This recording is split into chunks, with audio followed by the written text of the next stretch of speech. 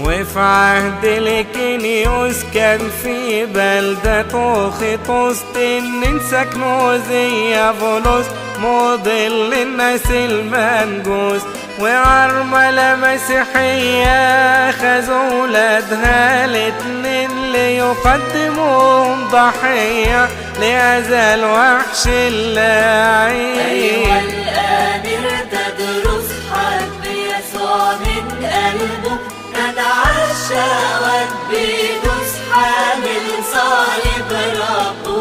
تدرس وجدها تبكي فعرف بأمر الولد، قام بشجاعة خد رمحه وقتل هذا التنين. ارتد الملك عن الإيمان وأمر بعبادة الأوثان، فرفض هذا الهمام أن يعبد غير الديان.